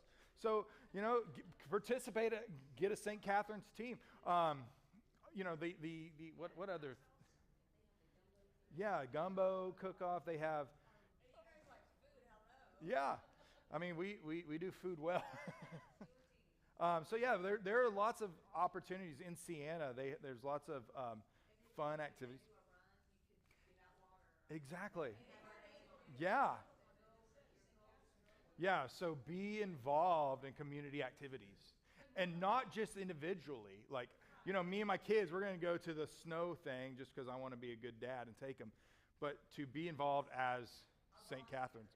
Yeah. But not just Sienna. No, yeah, not just, and yeah, we got to get out. Again, we have, how many of you live outside of Sienna? Look at that. There's a great opportunity outside. There's the colony. There's Riverstone. There's even Quail Valley. We have lots of areas around us that offer stuff that we're just completely missing out on. And so, yeah, not just Sienna. Who was it that said not just Sienna? Oh, there you go. Yeah, not just Sienna, but.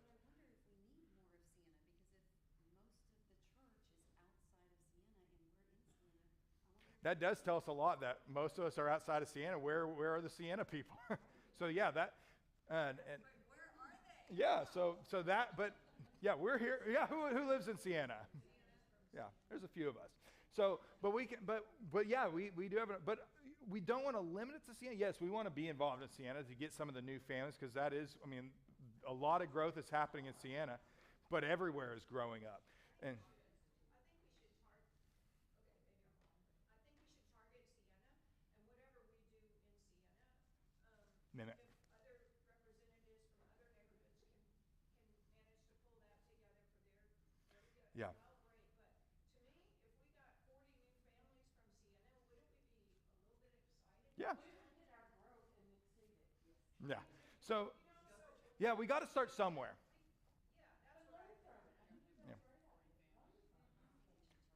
Yeah, so maybe start with Sienna and then grow out from there.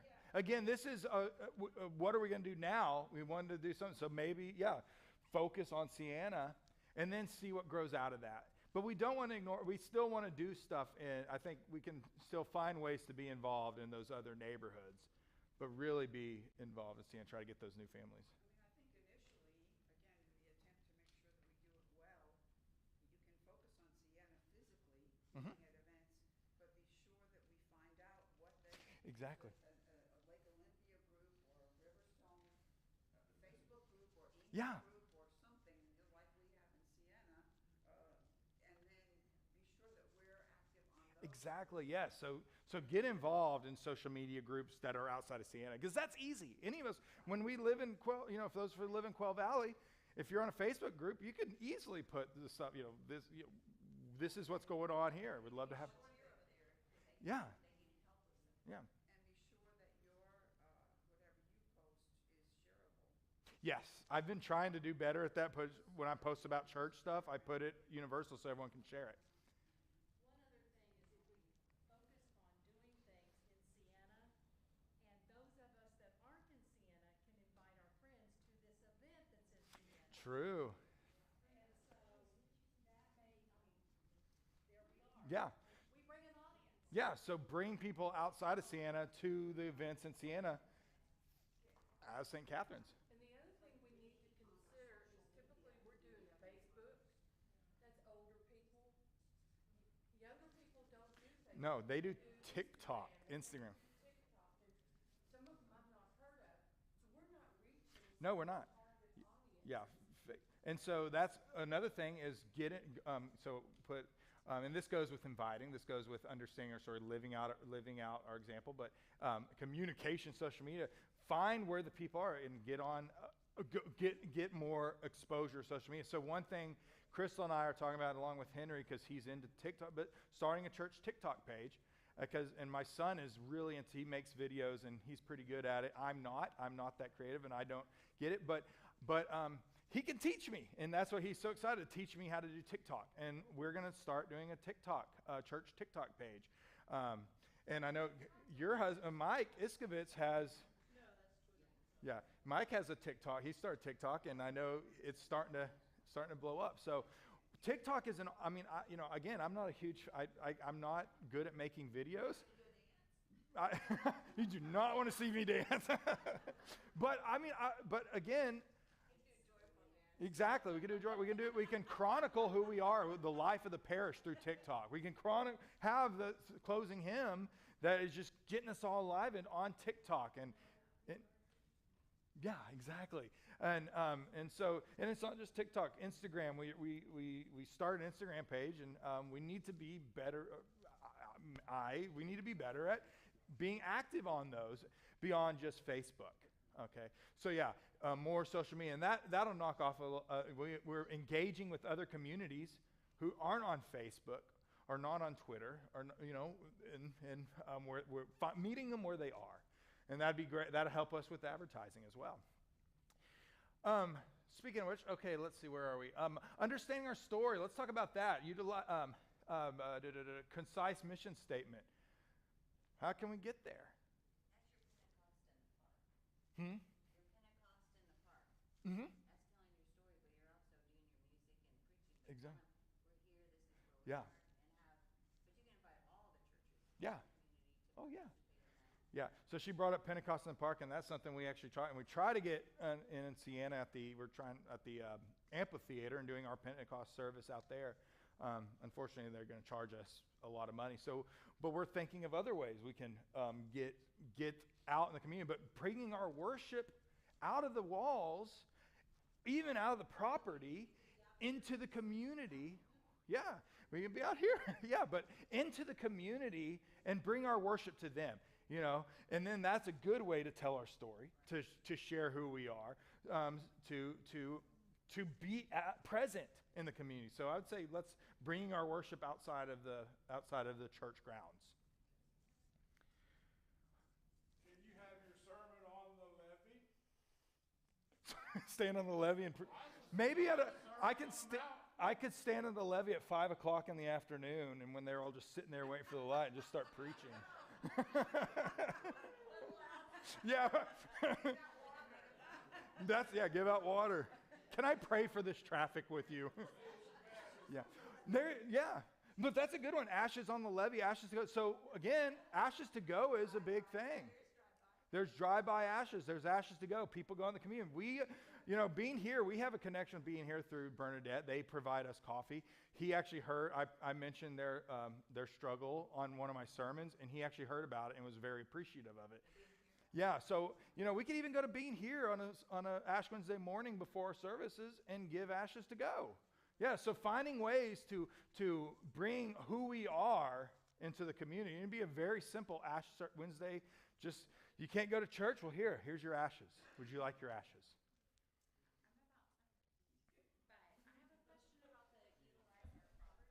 Uh-huh. What are the stipulations on that if we have people meet here for events? Like, if we were to let, like, I know Ferguson is going to be doing, like, a family movie night, and we do have the space. If we were to let that event happen here, like, is there, like, a liability, or, like, do we have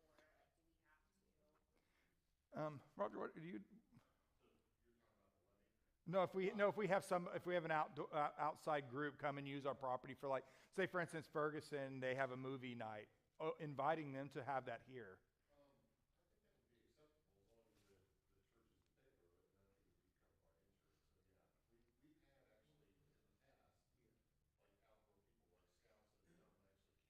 Mm-hmm.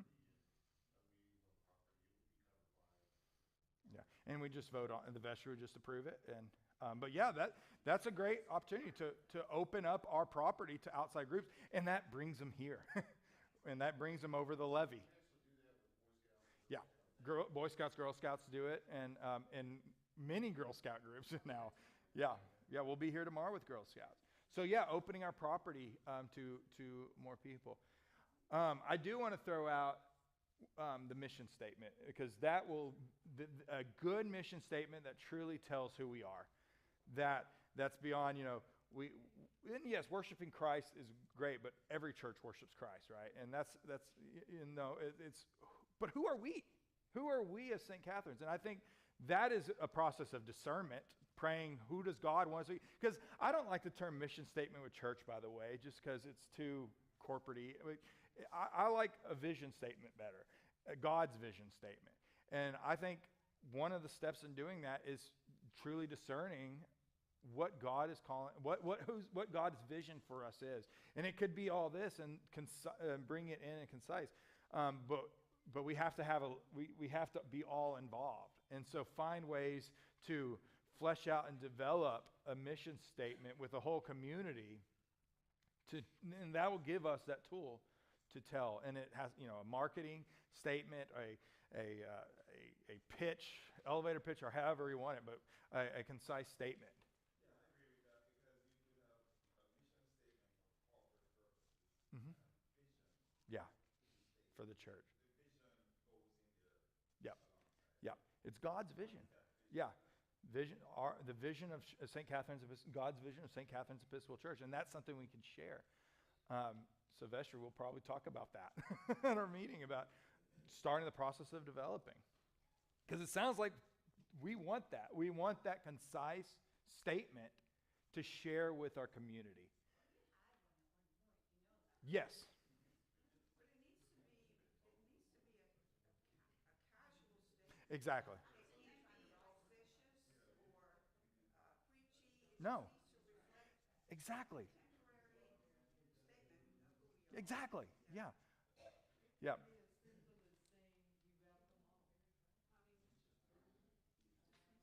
Yeah.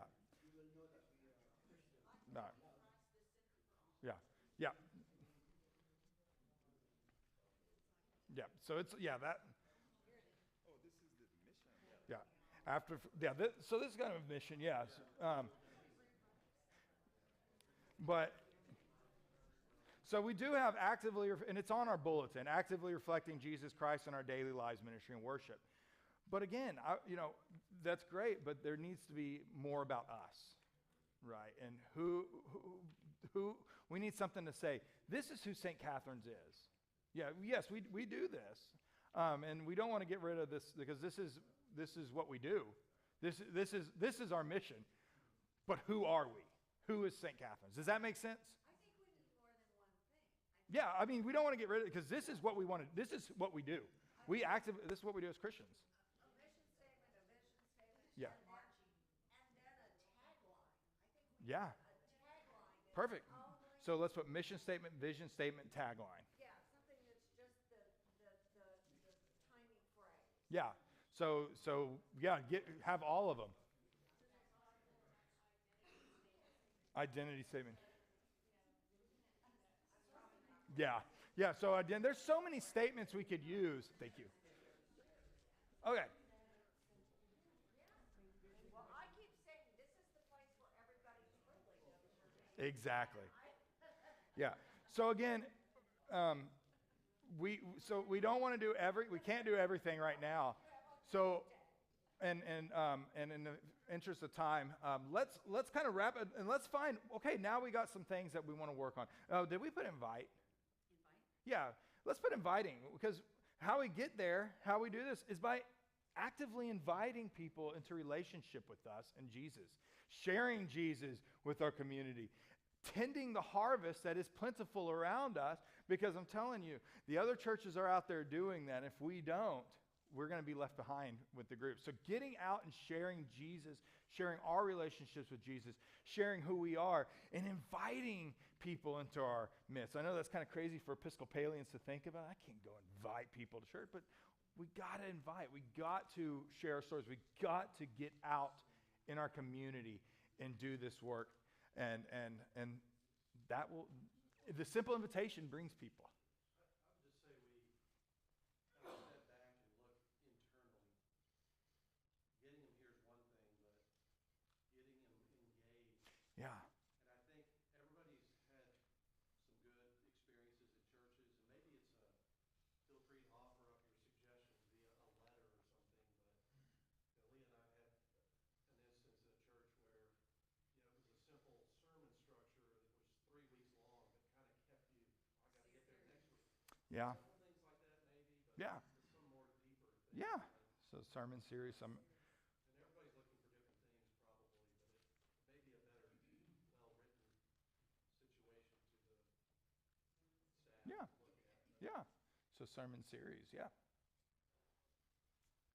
Okay, so what do we see here that we can immediately work on?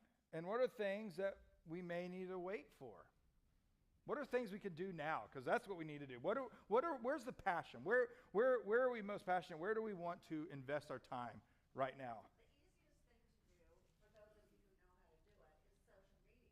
Mm-hmm. That's Yep. absolutely, everybody here who knows how to do it needs to get Yes. on their thing, whatever they're doing. Yeah. So share, our services are on Facebook. Share our services, especially those that are full of the Spirit. Share them on Facebook and say, hey, check out church this morning. Share our events on Facebook. Like and comment. That's that's how they get more views, is when they're getting engaged. But not just Facebook. You said that, sorry. Yeah, tap into, get involved in the other stuff. Yeah, and actually Henry is on TikTok, and yeah, exactly. Yeah, and that's something we can start today. Yeah, so let's highlight or put a star next to ones. Where is it? Where is it? Social media. Star there. And yeah, share it, because we have a lot going on in October. And we have graphics for those. Share them. Share them with your friends. Share them the Facebook post. We'll make, we'll do little TikTok videos of pets, and like, this dog I could put videos of my dog and like, this dog needs a blessing. Join me. Yeah. Yeah.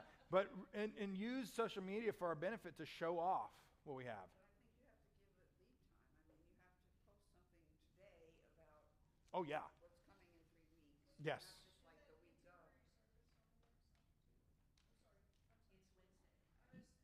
Is on the web. But I just was looking at the contemporary service is We posted it on Facebook, right? out there somewhere. It's on Facebook. On Facebook? I haven't seen it.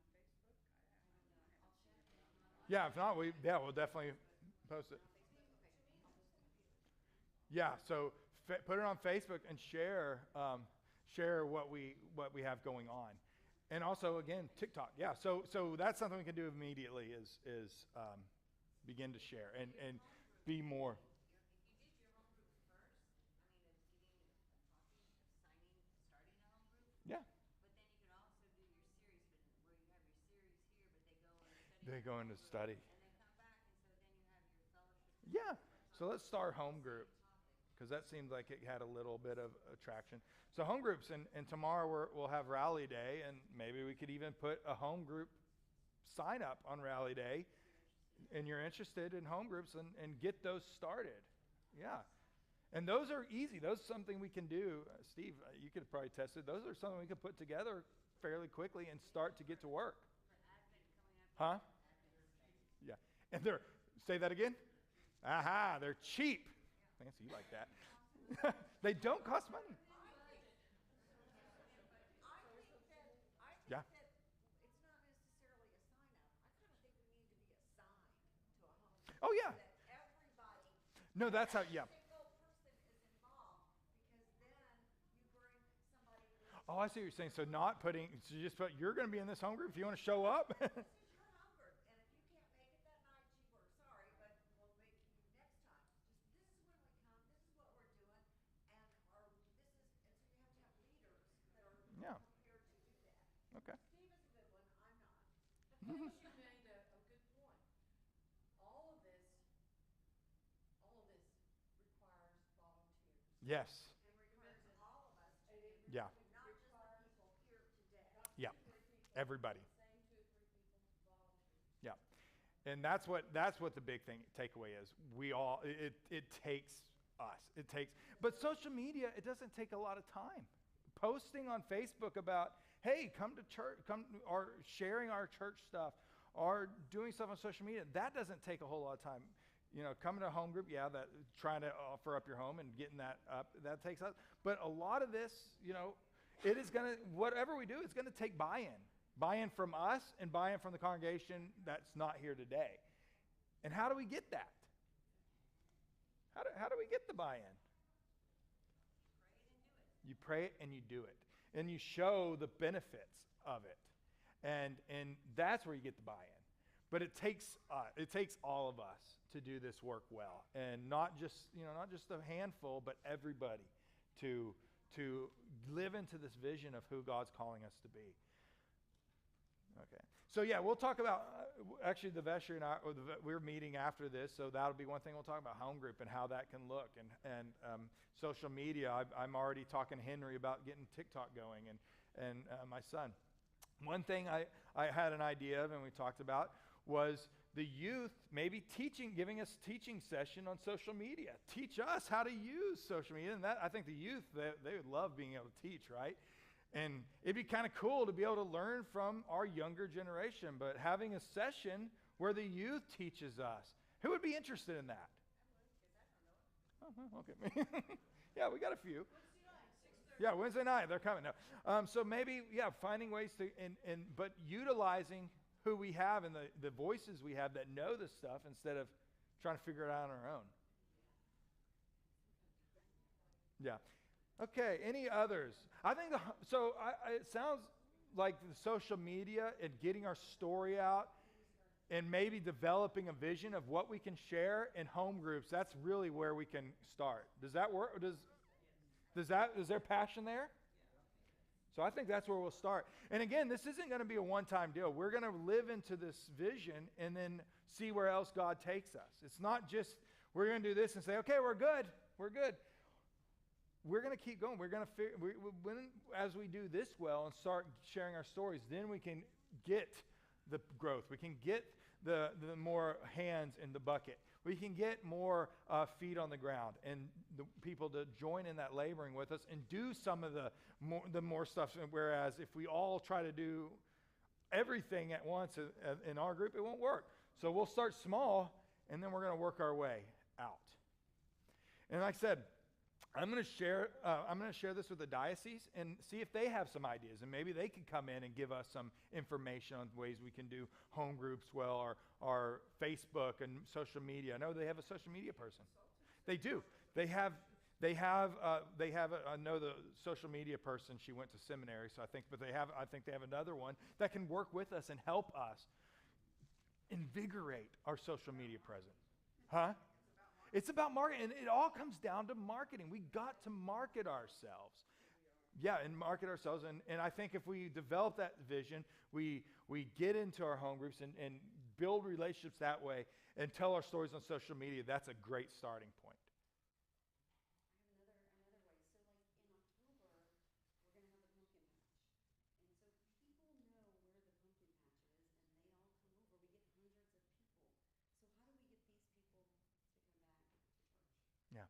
And that, again, takes us being present in that. Because that's another, she talked about the pumpkin patch. That's another great opportunity to tell our stories by the people coming to the pumpkin patch. Yeah, exactly. We'll have the sign. Oh, yeah, and I'm sorry, the signs. That's another good way we can, signs. Yeah. So we did do that with the flyer.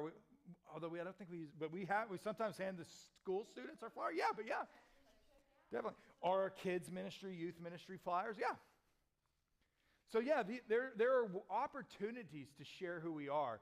It just takes us to be present in them. So I urge us to help out at the pumpkin patch. This is a great way to meet people. Help out on school activities. Oh yeah, the school. We're talking about the school. We want to build bridges with the school, and that's an easy, again, just giving some time to help out with the school and introduce ourselves to the parents that some of them might be looking for churches. So again, it just takes us getting out and sharing, getting out and doing the work, getting out and being Jesus in our community and showing who St. Catherine's is. Any other thoughts before we go to lunch? So I'm going to share, this was a lot. Let's do lunch.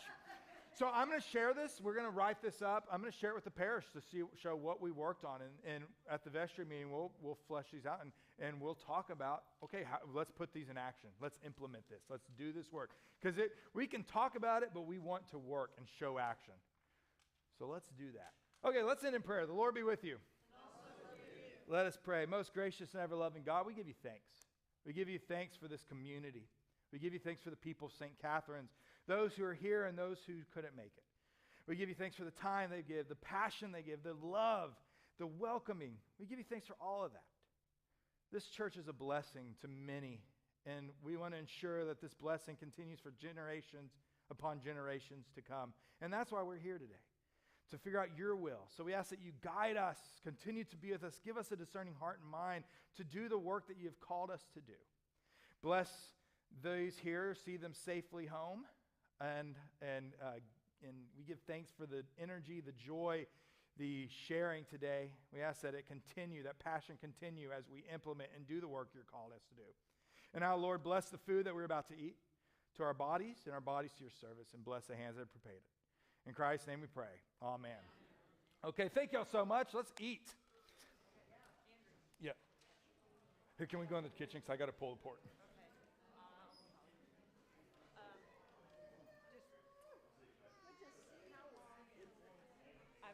William is moving back home. Uh-huh.